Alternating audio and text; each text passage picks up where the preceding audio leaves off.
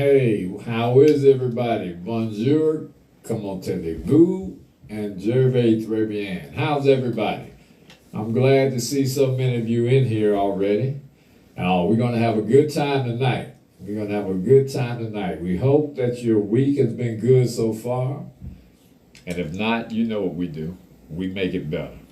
We make it better. All right? So, hold on a minute. I got to get my mic right. Hold on.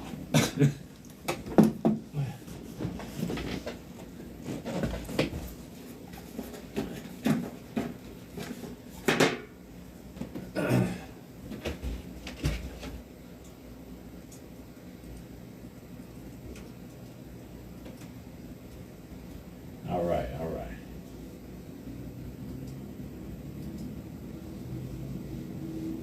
Okay, I think we're right.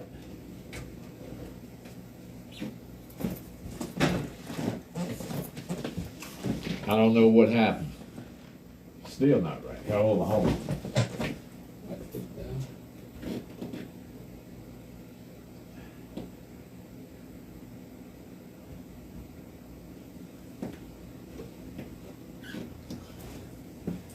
All right. Well, it doesn't matter. I think y'all can hear me anyway. It's kind of low, but it's okay.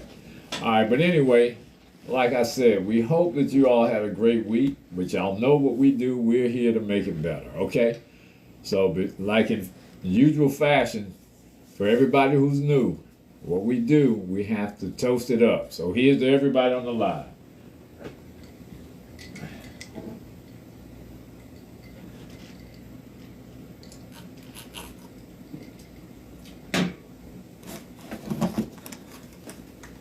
I guess if I put my headphones on, I can hear myself. That's probably what the problem was.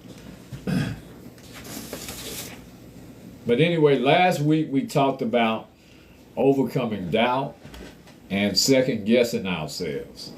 And especially when our friends and our family members or the people closest to us don't support us. That was a good discussion. And you can check it out on my Facebook page if you like. But I highly recommend that you do because there was a lot of good information in there. All right?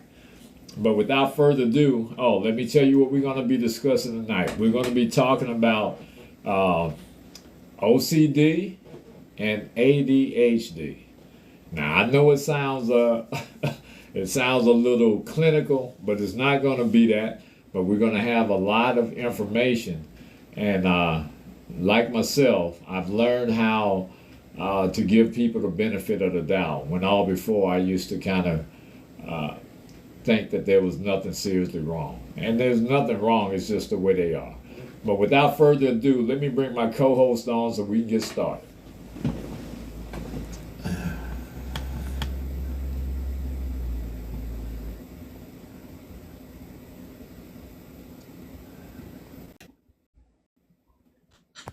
Hey, DeJoya. Hey. All right, can you hear me all right? Because something happened to my mic. I don't know what happened. Yes, I hear you. Como tally vous français parlez-vous? Survey Bye. bien to you too. That's what it. Yeah, that part. Hey, what's up, Keith? Yo, what's up? What's up? Oh man, just enjoying life and living it twice, brother. Hey, time is flying, man. Oh yeah, oh yeah. It's crazy, man. And we already at the middle of March, and we just left January. It seems. Seems crazy, man. How about these gas prices? Oh man, don't even talk about it. Don't even mention it. I don't know what number 45 trying to do, man, but Oh Lord. he putting us in a predicament, man.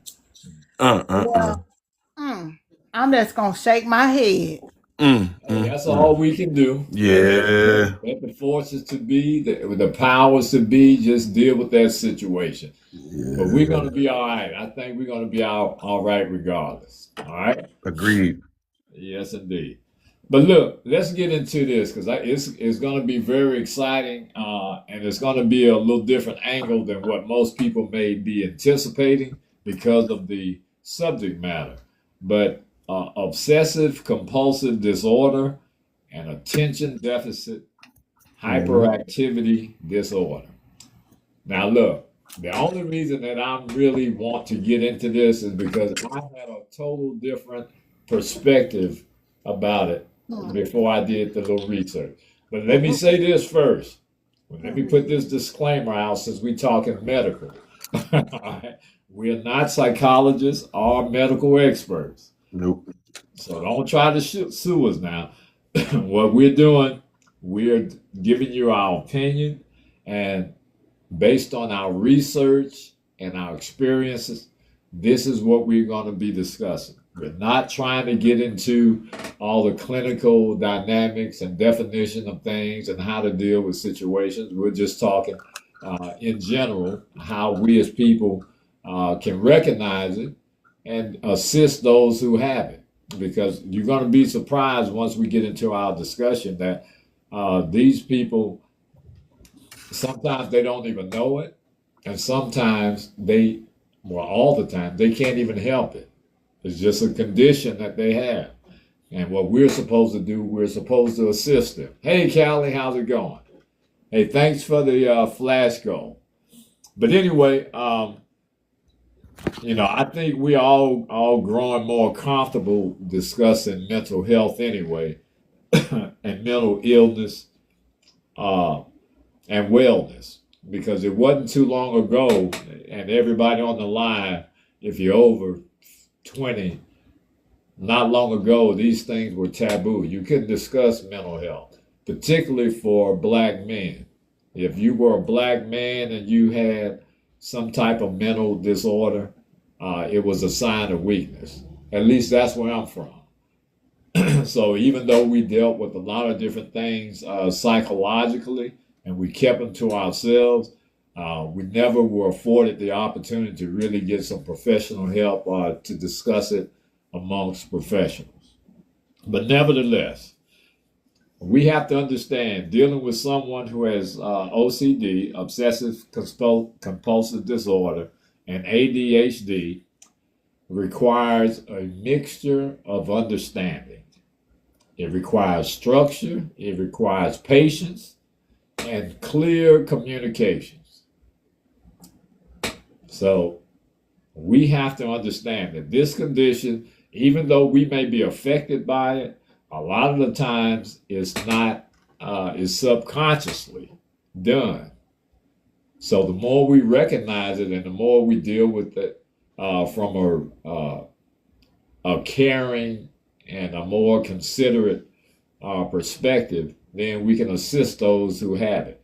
Because trust me, just like anything else, whenever there's a mental disorder or anything wrong, people don't want to admit that they have anything wrong with them. Not most people anyway. But it requires a mixture of understanding. It requires structure, patience, and clear communication. Now, here's the kicker. These two conditions can overlap in ways that make daily life challenging. These two conditions can overlap, and when they do, they can make life challenging for the person who has it, and even sometimes the people around them. And again, I'm talking about this because I know people who have that condition, and I really didn't give any consideration. I just thought that, you're just doing this, you're cleaning up all the time, you can't leave this here, your mind never stops wandering. And I wasn't giving any consideration. I was thinking you can do whatever you want to do. That's just my mental toughness and the way I see things. But I understand now that that's unfair. It's not only unfair to them, but it's also unfair to me. Because if you care about someone and they're suffering with that condition, we definitely want to help them in any way that we can. So I often say it ain't always about being right. It's about being righteous. Let me say that again. It ain't always about being right. It's about being righteous. And when you're righteous, you give equal consideration to people who you may be considered less than you, or don't have it all together like you may have it. But when you're righteous, you give the same consideration to everybody, regardless of what you think of them, how they look, color, creed, national origin, economic position, financial position. You give equal consideration to all those people. All right. So the first thing that we have to do, we have to understand what each of those conditions do. Now you may know already, so it may seem like it's kind of redundant, but for the people who don't know, that's who we're speaking to. So you may understand what each condition is and what it does, some of the traits, but some people don't. And even if you do, are you doing anything to assist those people that have the condition? That's the main thing. At least from my perspective, if we're not trying to help them, then only thing we're doing is feeding the fire, feeding fuel to the fire, and kind of just aiding and abetting. Okay? Now, all right. Causes of OCD are intrusive thoughts, i.e., obsession, repetitive behavior, or mental rituals, compulsions. And it causes anxiety to that person when those routines are disrupted. Now, see, that's why I say this is going to be good, and it's going to be from an angle that you're probably not thinking about. I had no idea, when somebody, if I'm around someone who suffers from that disorder, that when you start doing different things and interrupting their patterns, it can cause anxiety. So instead of helping, we're actually hurting people when we interrupt their routines. And as we're going to discover throughout this discussion, what we want to do, we want to assist them. We don't want to do anything to cause any further damage or have them feel any kind of way. Because it's easy for us to do that. It's easy for us to look at people when we are better off and look down on them. I think we're better than them, and all these different things. So if we don't give any information and the viewers on this live tonight don't get anything out of this, we need to make sure that we understand and spread the word that those people are just as good as we are. And everybody has their own demons that they deal with. All right, so we're not better just because somebody suffers from something. And 9 times out of 10 is not even their fault. So that was the kicker for me. When I started to realize, hey, these people weren't asked to be this way. They didn't just wake up one morning and said, I'm going to be, I can't slow down my mind and I'm going to just try to create chaos around me. For the OCD, the obsessions, just doing things over and over and routinely. They didn't wake up that one morning and just say, this is how I'm going to behave. All right. Miss O'Neill, I know because you got a lot of people and you speak very, very well on this subject matter. So I'm going to let you come in if you got anything you want to add right now, because I know that's dear and close to your heart. And So listen, you're my resident expert. the first thing I want to say, and I mean this wholeheartedly because I've been very transparent about this, because we've talked about this on a different level through our Right. time, and we are highly functioning individuals. We are very smart. we are very articulate, and most of the time, unless you know us, you won't know that these things are what we suffer from. So when a lot of times people see chaos and they see us doing a lot of things, and multitasking is what normal people call it, but when I say we multitask. Like, we can be doing 50 11 things at one time, and I really mean 50 11, and know where all of it is. And as soon as you take one of those away, or you try to say, oh no, you can't do this, you got to do this, you got to do that, it'll throw the whole thing off. It will cause aggravation, anger, and things like that. And most of us that suffer from, said disorders or said chaos, and I don't call it disorder, I just say that we're made differently. Um, you know, we can't have downtime in the mind, because just like you see people with multiple personalities and different things kick in at different times, for us it's not like that. You have everything kicking in at one time. If somebody move a piece of paper on my desk, take a sticky note down, I'm like, wasn't something right there, or what? And until I figure it out, that's gonna change, that's gonna stop my whole day. Wow. And most of us that do, and I yeah, said, wow. until I find that piece of paper, until I find that piece of paper or that one thing I'm looking for, it's gonna stop my whole day. You know what I'm saying? But in the meantime, in my head, I'm doing several different things, and a lot of people get frustrated with it.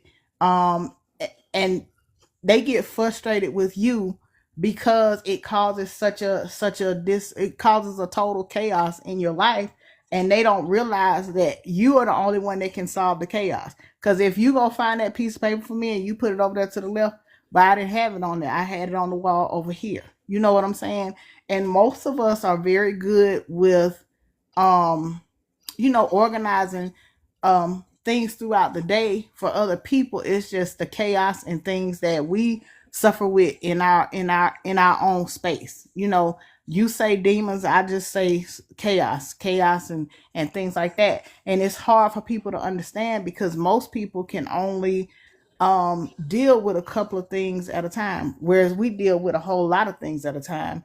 And not only with the OCD and ADHD, attention deficit disorder, and obsessive compulsive disorders, yes, they do work interchangeably, but most of those things cause other issues.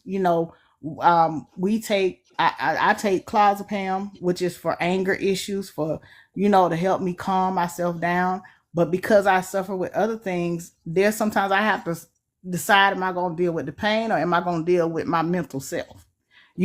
So you have to understand that every day, for a person like that suffers from these things, kids, I think that with kids it's hard for kids to deal with, but it's harder for an adult, because people think adults are supposed to be like perfect and nothing's supposed to happen this way. So you find yourself not only in a battle with what's going on in your head, but you find yourself battling with other people in your life. Whereas kids is more acceptable. Oh, well, he just got to take Ritalin, he got to take the clozapam, or don't let him miss his meds. So, but for us as Yeah. adults, dealing with that is hard. It's Look, harder.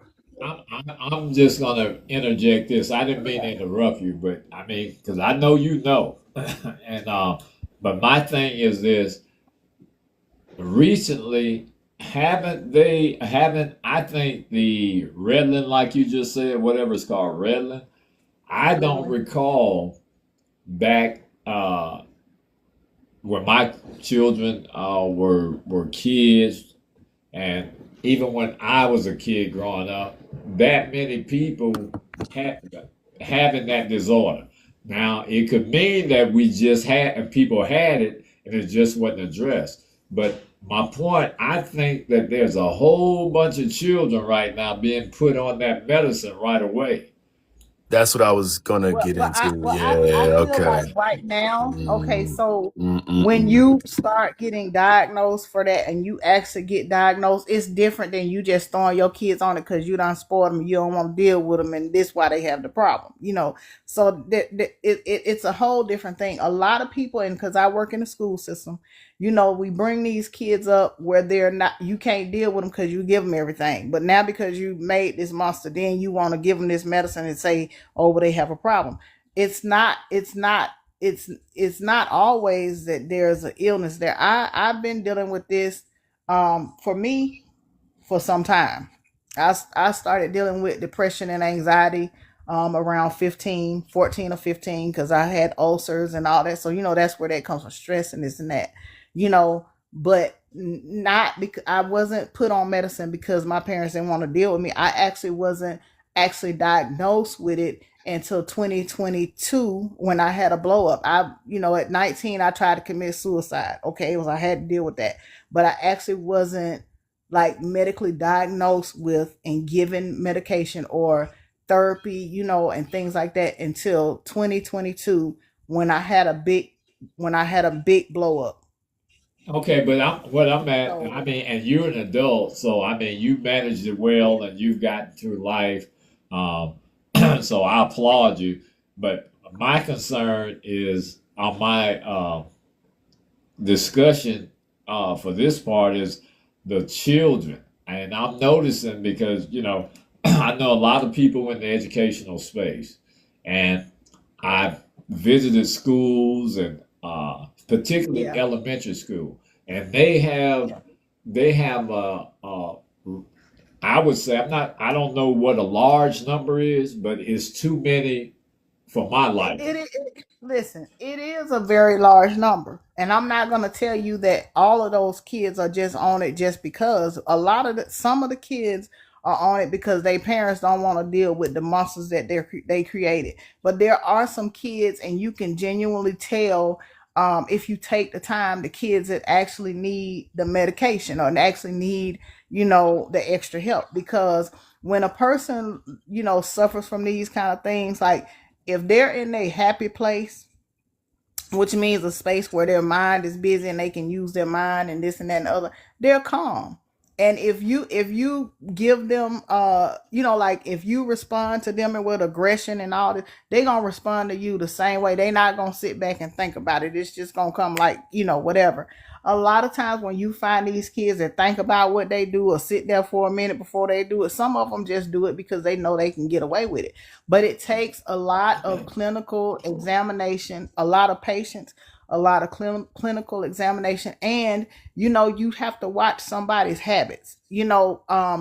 A lot of kids, when I watch them and they put stuff on their tray, y'all, and I know this is gonna sound simple to y'all, but there's spaces in the tray. Like there's a space for the milk, and then there's a big space, and there's a couple of little spaces. So if you just put something on a child's tray and you grab their fruit and you be like, here, put this on your tray. And if they move it to that spot that it actually fits in, those are the different signs that you kind of look for. They're gonna take time to arrange it Oh, just okay, okay. so you can look for certain That's the signs. OCD, right?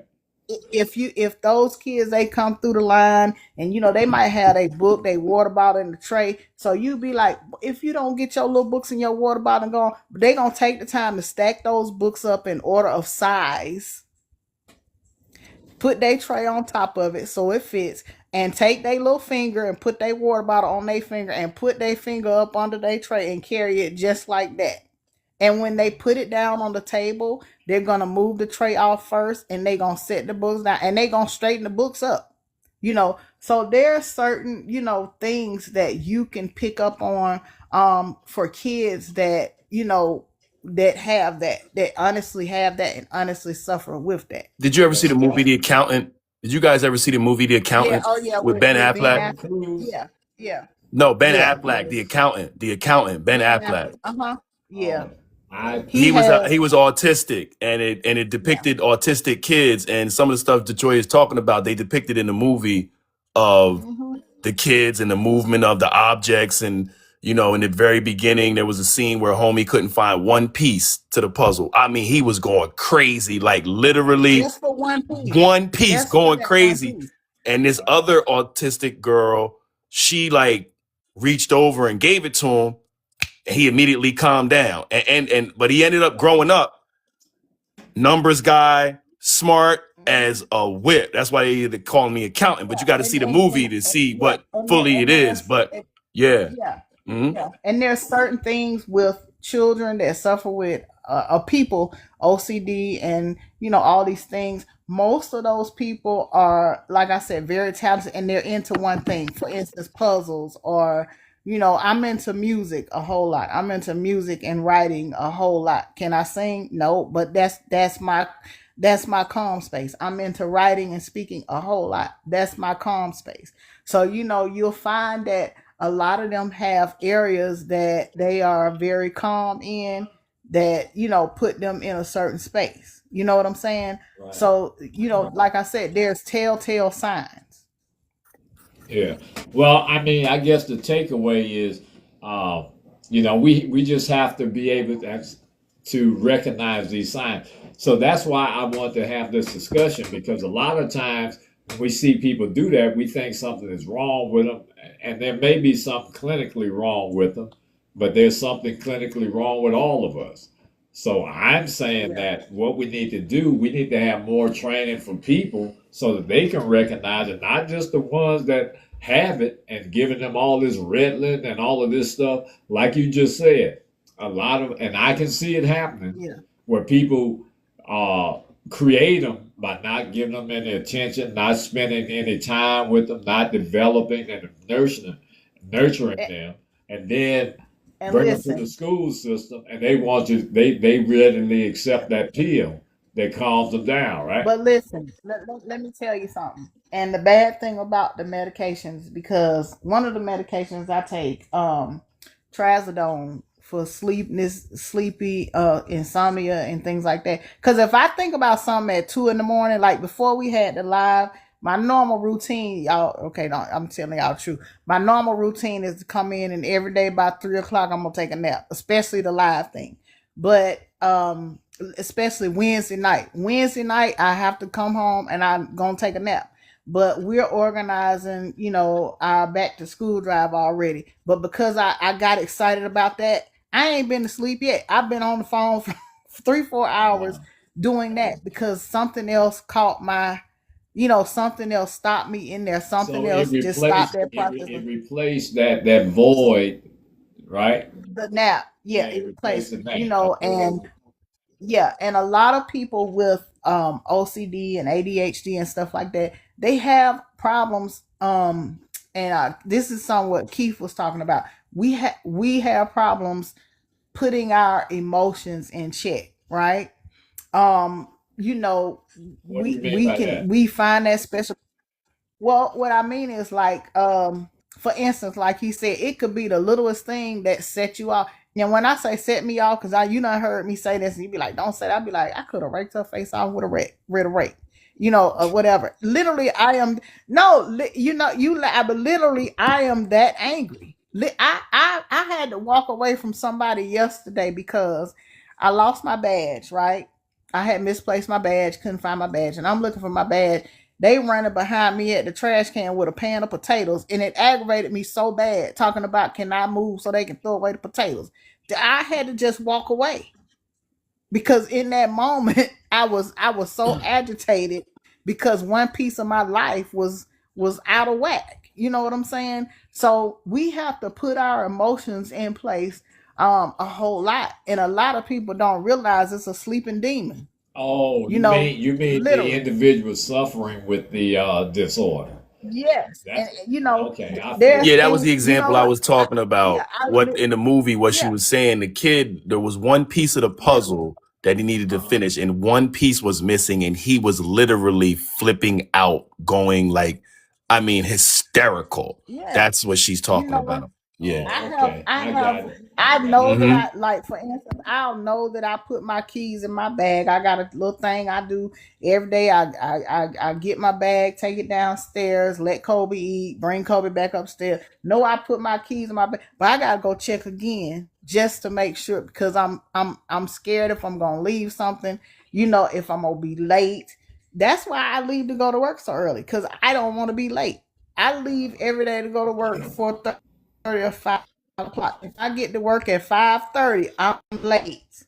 I You don't don't have to have be to to be work till there. You six don't have to be o'clock. there to win. But if I 6. don't have the time, 6 o'clock.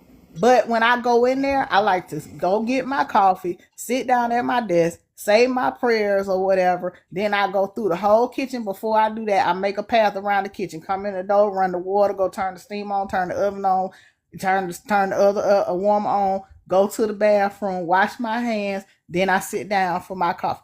And if I don't do it that way, I forget something, you know. And a lot But of see, people that's like they yeah. they find it funny, or they'll be like, well, what difference does it make? You just go back and turn the oven on. But it's a or I make a roundabout in the kitchen, Wow. just a circle. So that's what they're So talking it's about. it's a That's why lot. I'm saying we have to be a little bit more considerate now that we're having this discussion and giving this information. Is mainly for the people who do not suffer with it, so that they can recognize the people who have uh, OCD, HDAD, and those things. ADHD. Huh? What's it called? ADHD, right? You I yeah, said ADHD. ADHD. Oh, okay. All right. So those compulsions. So just like you described, that is what we call a mental ritual. It's repetitive behavior.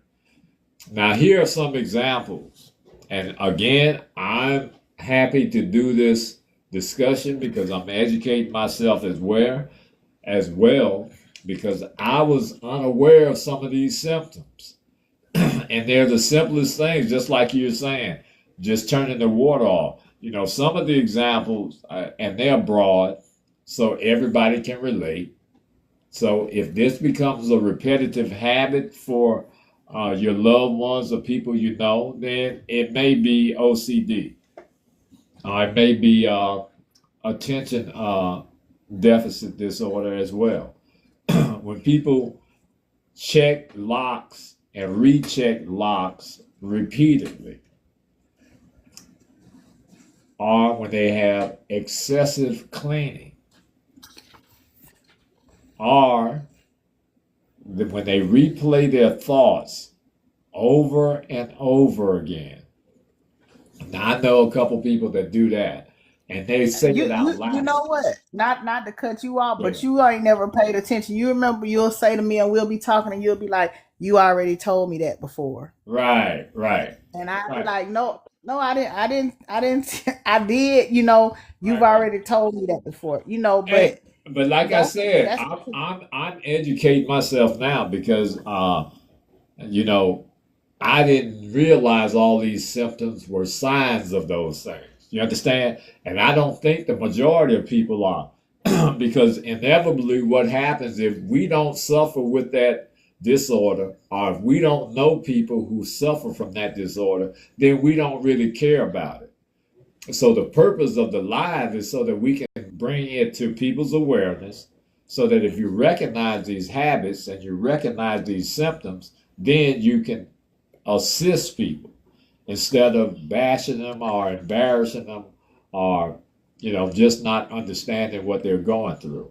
Because I can imagine it can be difficult if those things, like you said, you got to do it in that routine. That would just drive me crazy if I had, because even though I'm retired military, I'm a structured guy, but I don't like having everything programmed like we were in basic training. Get up. that's with everything. I mean, I have like it literally. If I could screenshot them and show you, I have like 40 alarms set in my phone for literally for different things, on different days, that I have to do.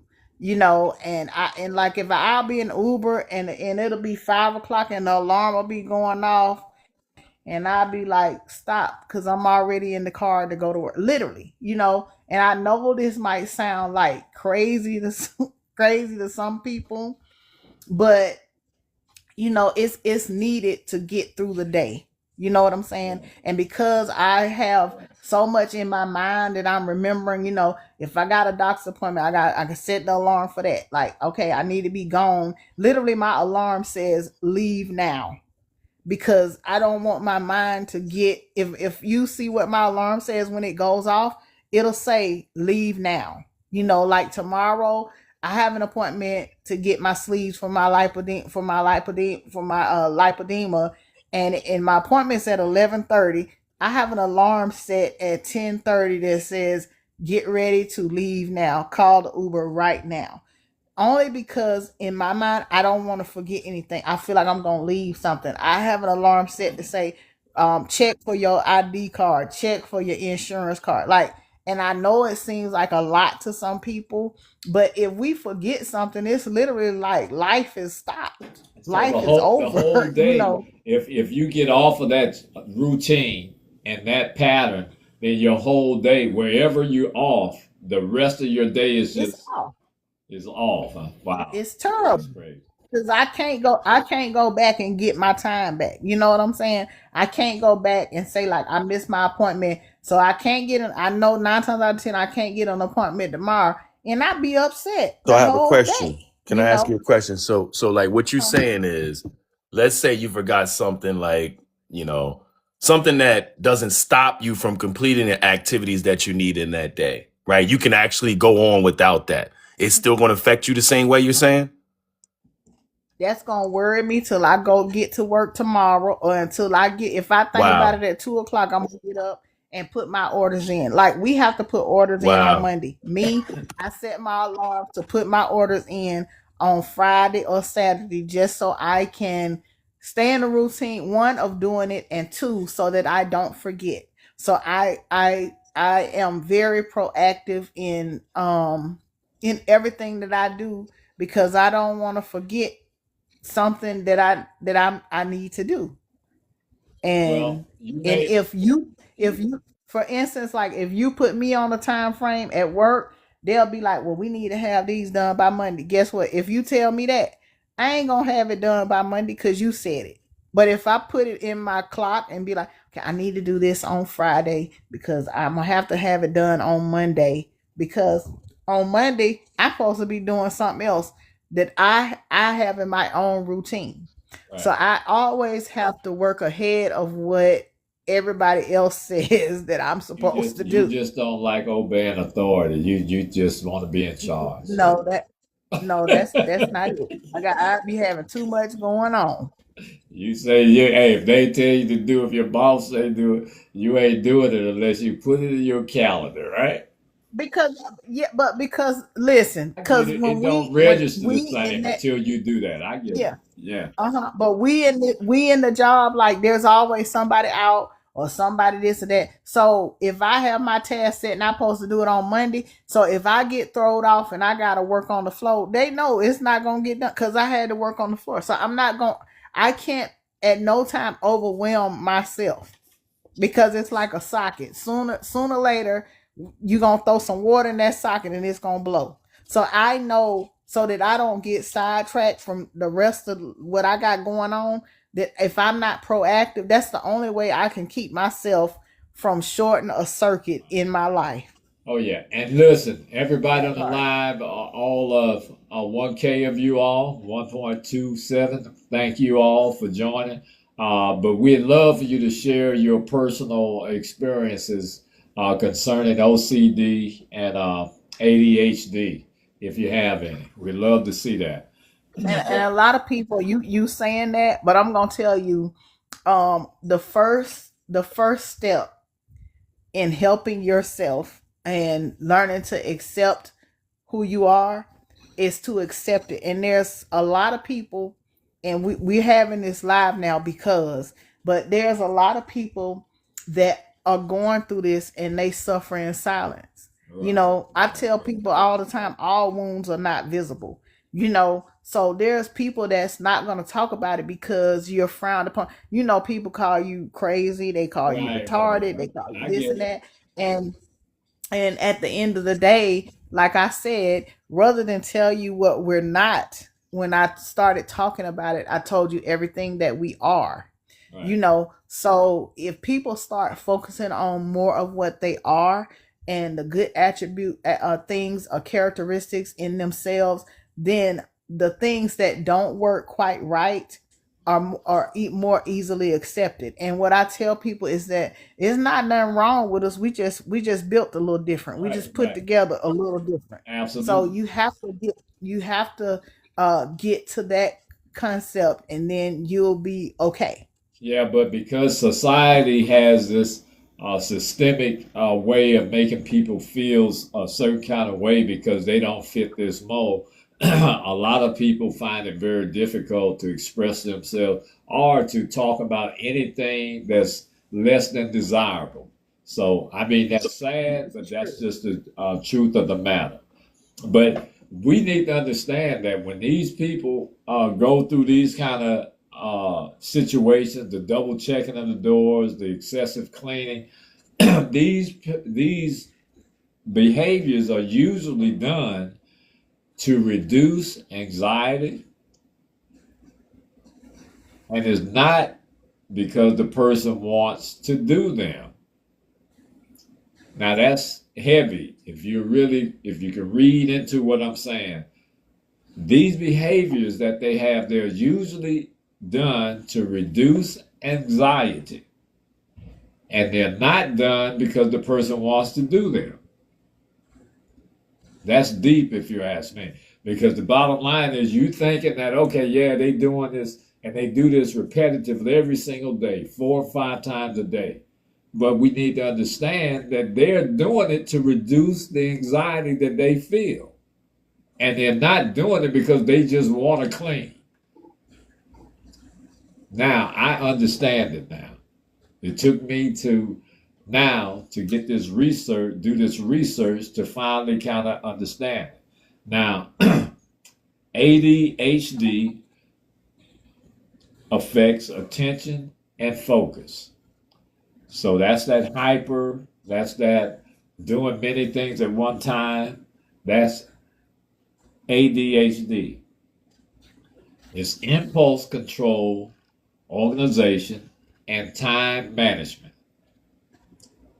Now, here's some examples of ADHD. Now, I was always under the mindset that ADHD is people who are always busy, always got to do something. And that is true in a sense. But some of the symptoms of ADHD is also forgetting tasks that they have to do, starting many things, but only finishing a few. You find these people who are doing all these different things, but they never finish anything. And also interrupting or acting quickly without even thinking. So a lot of these things that people with ADHD suffer with is impulsive. They do things impulsively. Now, Well, go ahead. and not to cut you off with that again, like I said, the medications that I take, um, which is trazodone, Cymbalta, and clozapam. So, and You also, know them all, huh? also, and so, yeah, and the trazodone is 150 milligrams. That's supposed to be the one for insomnia and PTSD and things like that, because that's also a diagnosis for me.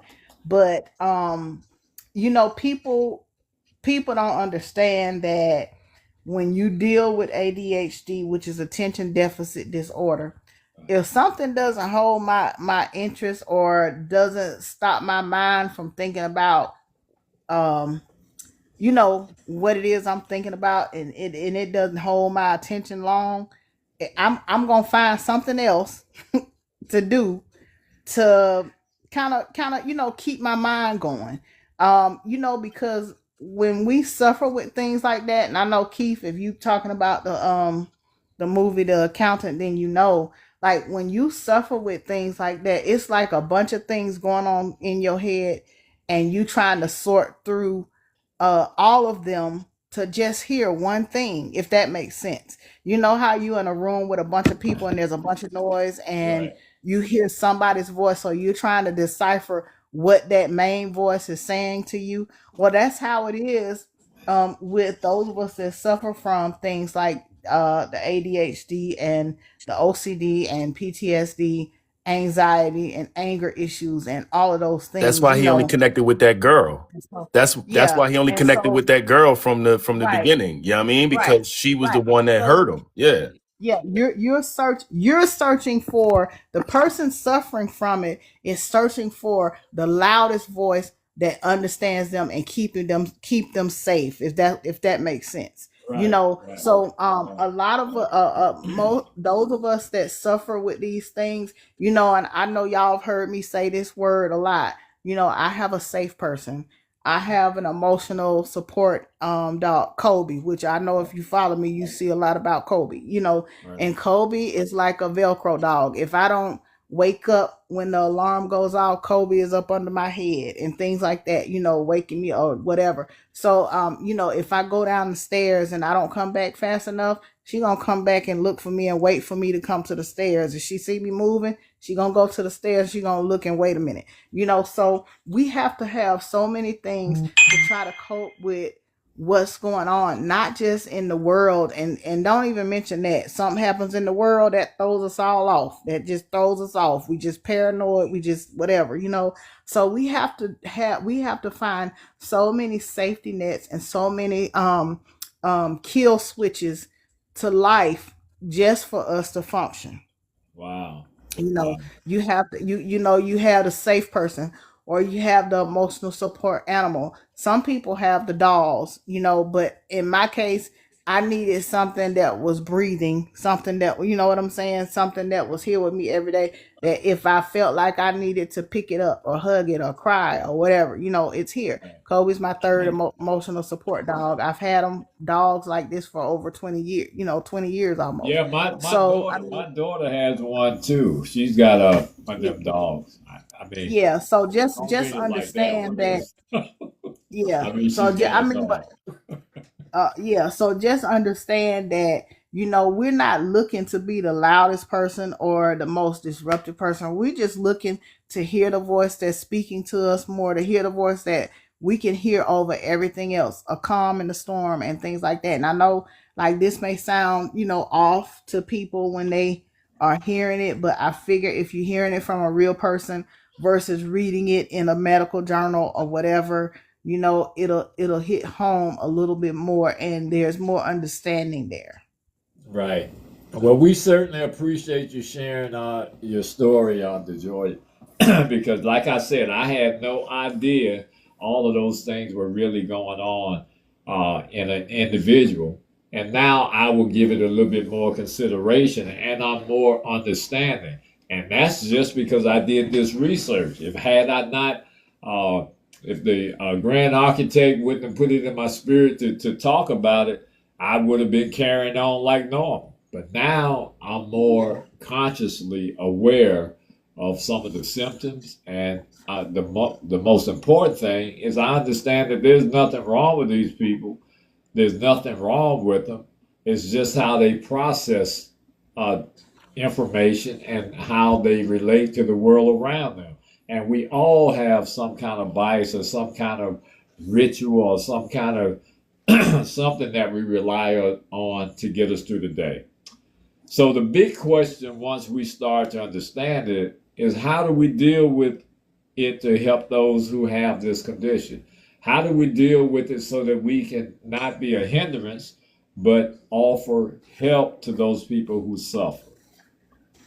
Now, I'm gonna give you the generic, and we'll discuss them. We'll discuss them ways that we can assist them right off the bat. Number one, we have to be patient. We have to learn to be real patient. Now, and I can tell you, me personally, I was one of the most impatient people that you could meet. I mean, I had to do it now, get the answer now. make the move now, not no waiting around. When I waited around, it was a waste of time for me. So I've learned to be very patient. Now I'm the most patient person, and I think the Georgia she'll tell you, I'm one of the most patient person that you can meet. I can get in, I can get up out of that zone every now and then, but my character is pretty much being very patient. And along with being patient, you have to be non-judgmental. Now, this is a difficult thing for a lot of people because we can be patient, but we're going to always attribute someone else's behavior to whether or not we like it or not. And a lot of times when we start looking at those two sides of the coin, we are judging people. So I say to everybody on the live, now it's not easy to do, but we have to learn to just accept people as they are and not be judgmental. I used to judge all the time because I didn't understand psychology of life. I didn't understand there were people who weren't advantaged, people who suffered through trauma. The, all those life experiences were not in my life, so I didn't understand it. It wasn't until I started getting out and learning about life that everybody has their own way of dealing with things in their lives. And we're all from different places. I don't care if we grew up in the same house. We're all from different places. That experience from my brother is different from the experience that I shared and the way that I looked at it. He looks at it probably totally different than I do. So we have to learn not to be judgmental. They are not doing whatever it is they're doing. They're not doing it on purpose. That's the takeaway. So when we start talking about people with OCD and people with ADHD, they are not doing it on purpose.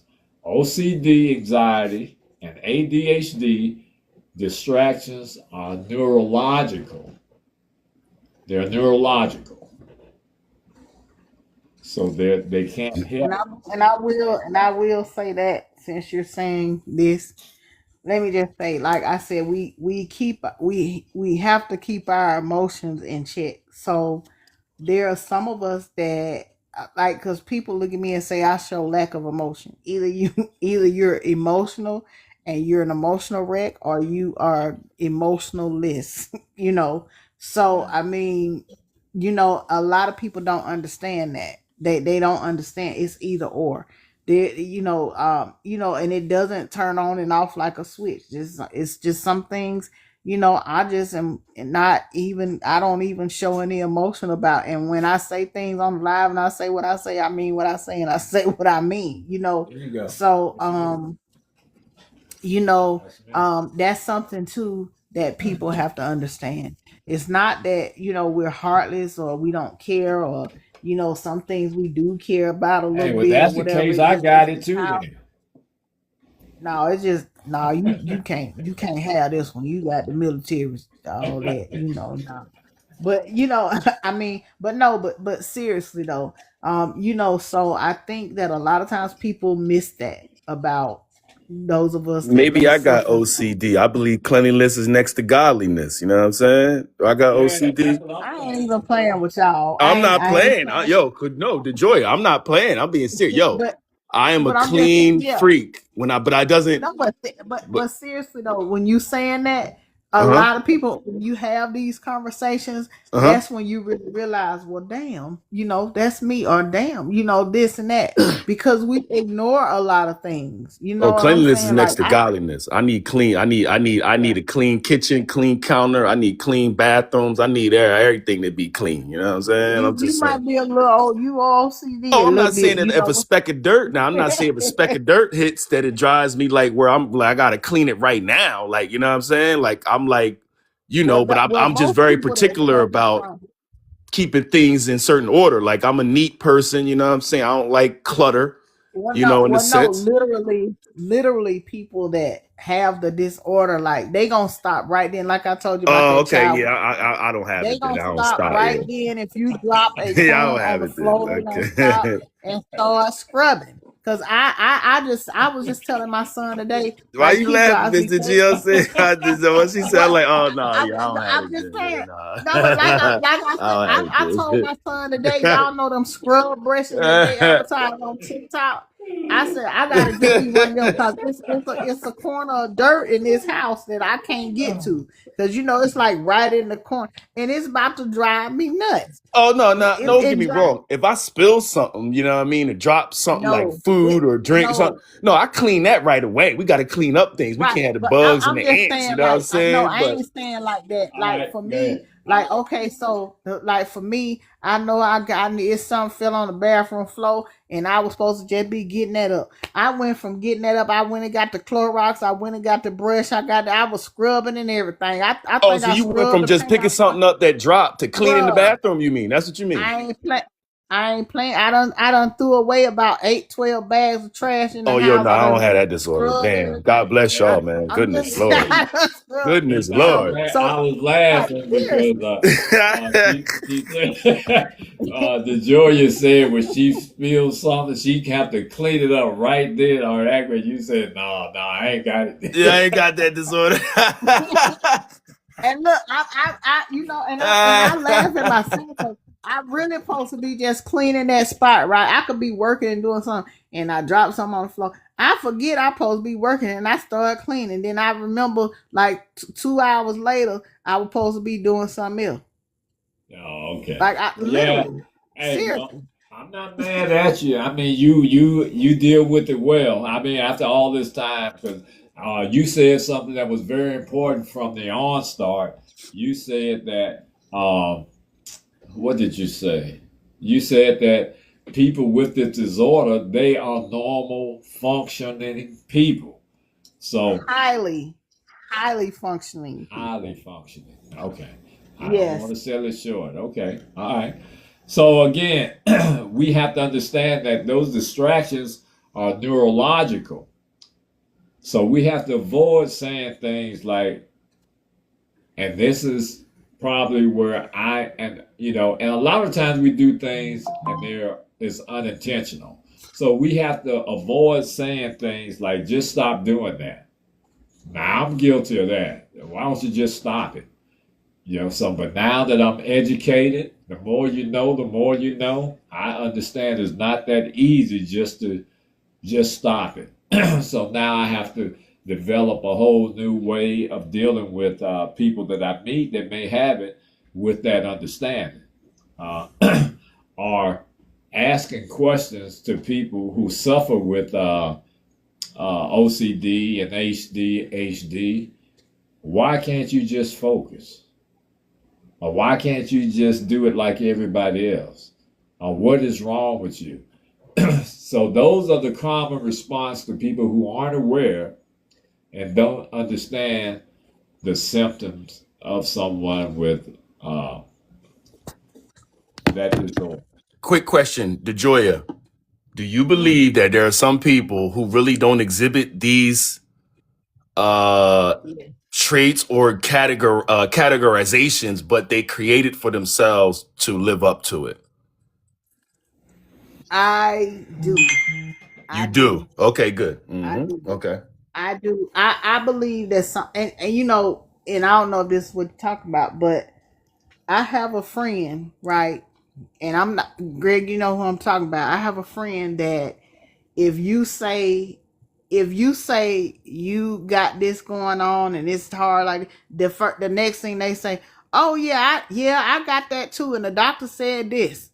Oh yeah. So there are Yeah, some yeah, yeah. people that Yeah, exactly. there are some people that yeah, and I be telling people all the time because Greg, you and I have had this conversation. I'd be like, nah, people don't want to deal with a lot of the stuff that I deal with. You know, Right. because you would look at me and be like, you have a whole nother thought, and I'd be saying to myself, you don't want to have to deal with some of the things that I have to deal with. Because imagine, like I said, you sleeping. Now, mind you, every morning my clock go off at 3:30, so I get up between 3 and 3:30. If I get up later, I'm late to myself, Right. But just imagine, you sleeping, and I think about, well, damn, I gotta take my bag downstairs. Just some little simple things, What's up? So I'm gonna get up out of my sleep, go do what I gotta do, take my bag, and then I'm gonna be all right. I'm gonna come back and I'm gonna lay down and I'm gonna be fine. So imagine on a daily basis at some point fighting with yourself that much, Right. like, Oh, I can see and it. and so I that's I can see it. That's that why I said, shout out to you because you wouldn't know it unless you're doing like you're doing now, telling and your story. yeah, and things like that. People want, like, it's sometimes when I get in the car, all I can do is sleep. Cause okay, I had a good night's sleep, but I fought with myself all night. I've been fighting with myself all day. So mentally and physically, not only am I exhausted mentally, but physically I'm exhausted. There's times when my body just will shut down, and I will I'll come in and go to sleep at 3 o'clock for the nap, the 3 o'clock nap. I tell everybody, don't call me at 3 o'clock. I'll go to sleep for the 3 o'clock nap, and when I wake up, it's the next day when the alarm is going off. So people that deal with things like this, mentally, guys, and maybe, this is a good point to make. You have to remember that they be on borrowed time for real, because we work so hard to make the pieces fit. People think autism is just specifically identified by puzzle pieces, but you know what, people with all mental disorders and things like that are like puzzle pieces. We work so hard to fit the pieces of the puzzle together that by the end of y'all's 24 hours, because 24 hours for us is like fitting 48 hours in. Right. We're exhausted, Right. like I get it. exhausted I get it. So I made a promise to physically. myself. I'm gonna be more understanding, and I'm gonna recognize the signs. And I hope everybody on the line makes that commitment too, because it's unfair to those people. So instead of saying things like "just stop doing that" or "why can't you focus," we can say, "How can I help?" Do you need a reminder or a checklist? Uh, create structure. Structure helps both conditions. If you create some structure, it helps both It does. conditions. So things like checklists, uh, written schedules, phone reminders, as DeJoya said all throughout the line, organized spaces. You know, examples are more morning routine where you have a list of the things that you do in the morning, weekly calendars, step by step tasks broken down, and avoid reinforcing OCD rituals. That's how we can help. We can Yes. avoid Yes, reinforcing those. that part. Yeah. Yeah. That Because part. If y'all notice and y'all watch the Equalizer, I know we watched the Equalizer. If y'all notice how he put his teacup, his napkin, and his spoon every day, that's a sign that, Oh so yeah, as Robert I said, McCall. some of the Yeah, yeah, some of yeah. the yeah, yeah, I yeah, remember some of the that. brightest people, some of the brightest people, suffer with this. And even sometimes when I write a checklist, like I write a checklist and then I have to put something in between one and two, so you have you have to you really have to have patience Yeah, with the didn't people. And Tom Cruise have the dyslexia or something? One of those, one of my yes, favorite and actors. Forrest Or Gump and stuff like that. was it the Matrix guy? No, No, Keanu. that's Forrest Gump. Keanu Forrest Reeves Gump that was has, Tom Hanks. Forrest Gump was Tom Hanks. and he has some, but I Keanu thought Reeves has Keanu Reeves. dyslexia. Yeah, yeah, Keanu Reeves. Yeah, But so I thought Tom in Cruise all had something too. No, I may be no, wrong. Oh, you talking about that movie with Tom Cruise and Dustin Hoffman, The Rain Man, but it was Dustin Yeah, Rain Hoffman. Man. His It brother wasn't had yeah, Tom that's his Cruise, brother but he that's was had in it. It was Dustin yeah, Hoffman had that. Yeah. yeah, Hmm. yeah. That's what it was. That was a yeah, good Yep. movie, by yeah. the way. Yeah, that was. I think that was back in the '90s. I think. Yeah. Oh yeah. And So we're very, we're another thing to mention. People with this, we're very independent.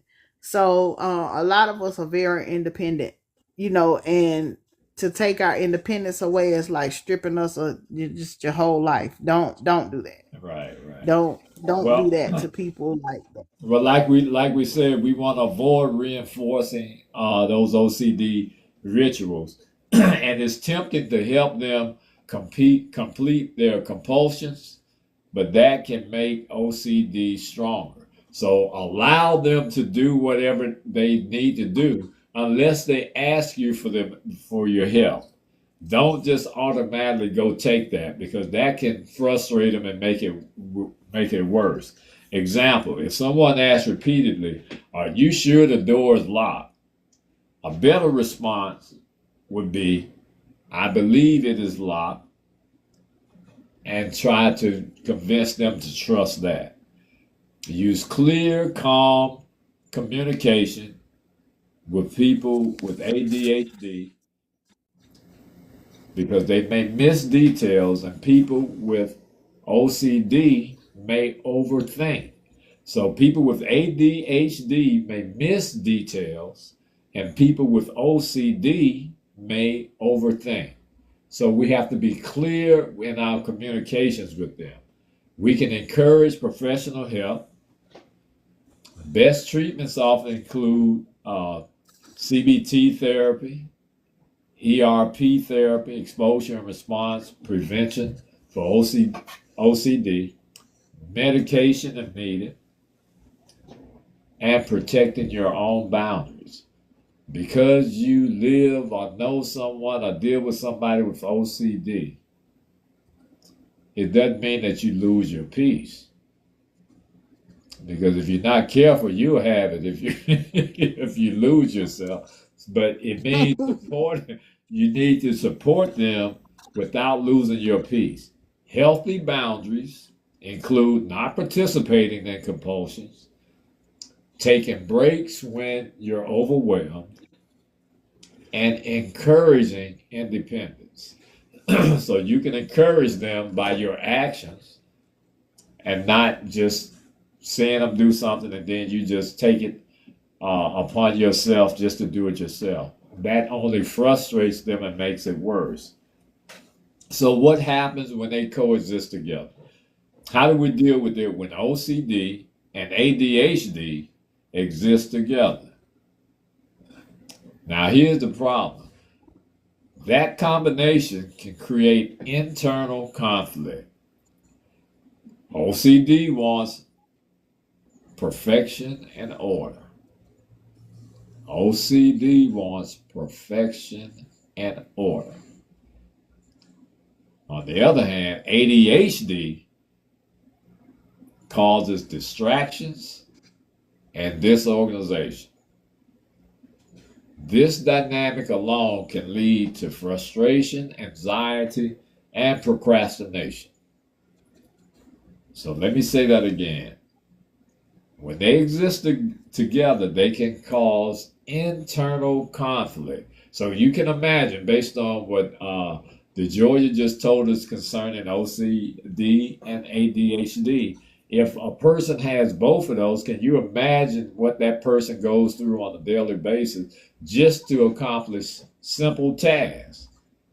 If one is organized, one is disorganized. If one likes perfection, and the other one just comes up and the other part of that individual just destroys everything, that conflict can be very, very frustrating.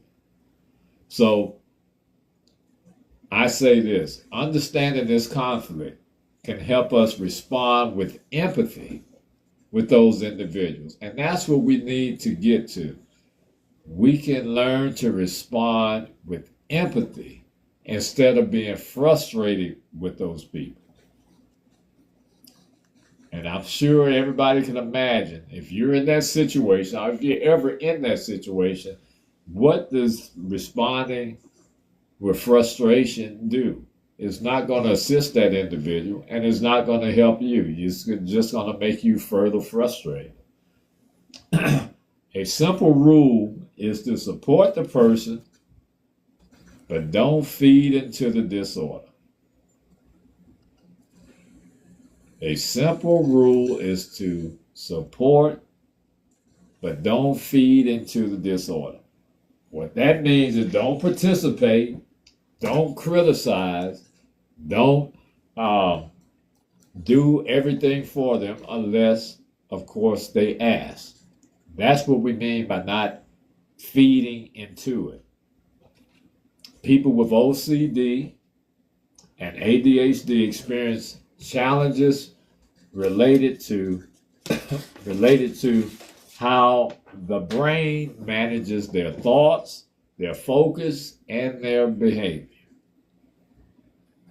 OCD often causes intrusive thoughts and repetitive actions, used again to reduce the anxiety. That's what the repetitive actions do for those who suffer with OCD. While ADHD affect attention, their attention, organization, and impulse control.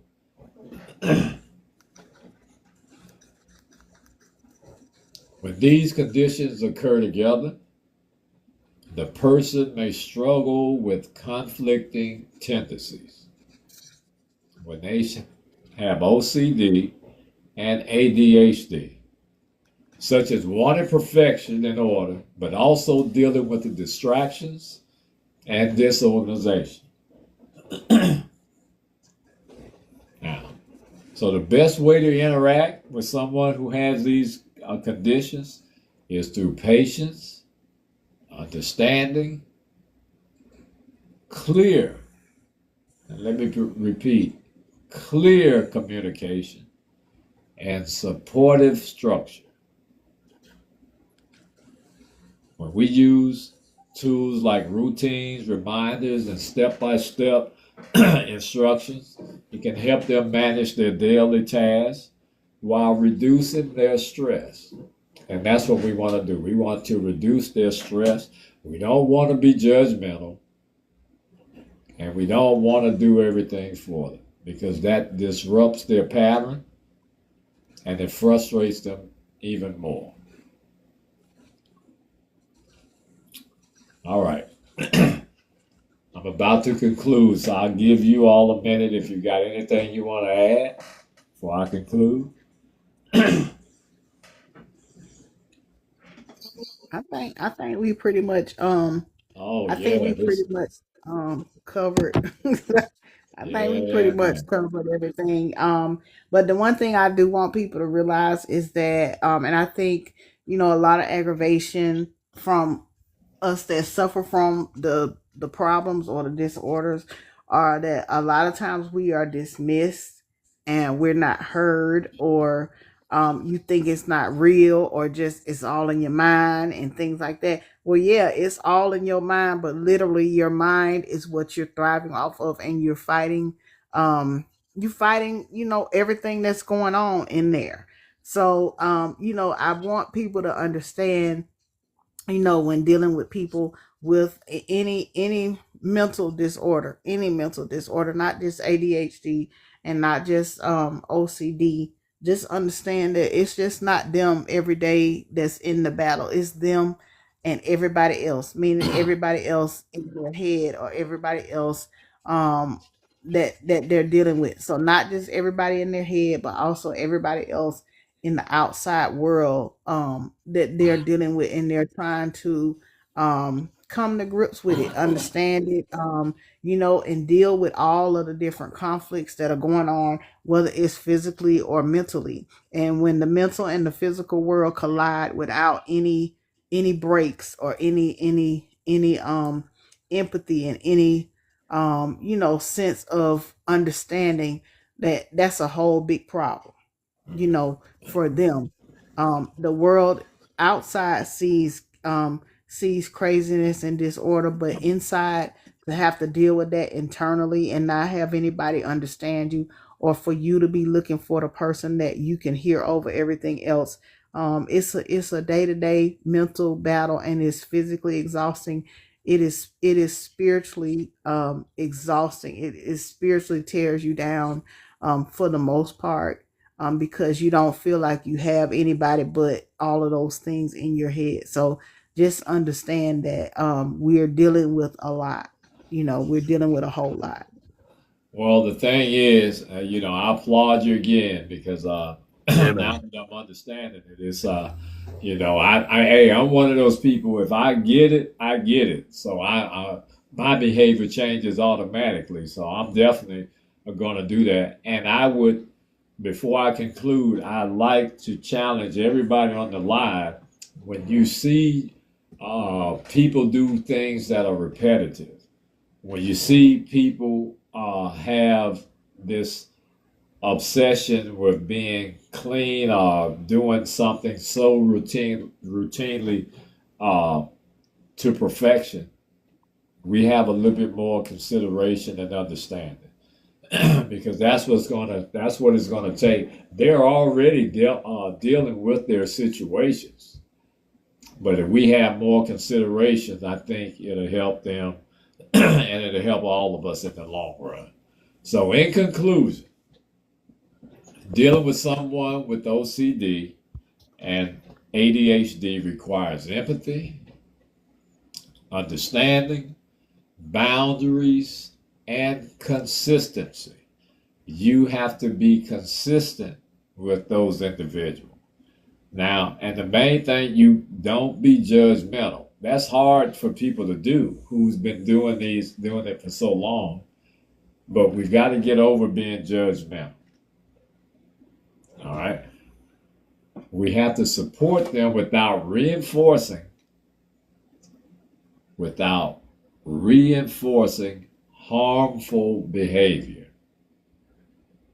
If they do it and they do it over and over, it's not harmful. It's cool. That's the way they get along in life. That's the way they get along in life. They're not hurting anyone. It's just not your cup of tea, or you don't understand it. So let's focus on that and think about it. Support them without reinforcing harmful behavior. Communicate calmly and clearly, and encourage professional help when needed. By focusing on understanding rather than frustration, relationships can remain healthy while helping the individual manage their symptoms and function more effectively in everyday life. Wow, I'm telling you, I appreciate you and Keith DeJoria. That information really kind of opened my eyes, and I'm more cognizant of all of these different things now. I'm more aware, and I promise you, I'm gonna put it in my repertoire and start giving that consideration to people instead of, because everybody can be a hothead every now and then. And they be like, man, why you keep doing that? Now you aggravate. So we got to kind of control our Well, emotions I, and I, try to. I will say this, because I'm talking about them pants again. You don't ever want you don't ever want, don't ever, like, you don't ever want a person that's dealing with things mentally to totally have a shut down. In So other words, you don't want them to snap on you. yeah, a little bit. That's what I'm trying to say. You don't want it to get you don't I want mean, it to tell the get to truth and that shame point. the devil. Because then if they trusted you as their safe person, that just rocks their world, not to have to rethink that, or feel like they trusted you enough with them and their sanity and all their chaos, and enough to let you into their world. That rocks their world. So just understand that when you have a shutdown, there's days I will truly shut down. I will just be like, the hell with everything, and you might come in here and stuff be thrown all around, so, but people don't understand that. So I'll just say, just be mindful of that. Just be mindful, and love y'all. And I hope this was informative for a lot of people. Oh, it was great, Miss O'Neill. I thank you. I thank Keith and with his input, but more especially you for sharing your story, because that's what people can relate to. Yeah, man. I'm telling you, man. Yeah, That man. really gets to their hearts. So, all Yeah, right, man. everyone. We certainly appreciate all of you joining us tonight. We'll be back on Wednesday as normal. And again, we hope you all gain something from this. And if you have loved ones or people you know that might need information concerning this subject, make sure you share this live once I post it on my Facebook. But until next time, I'll be the same. Au revoir, au revoir, and goodbye. And we'll see you all next Wednesday. Take care.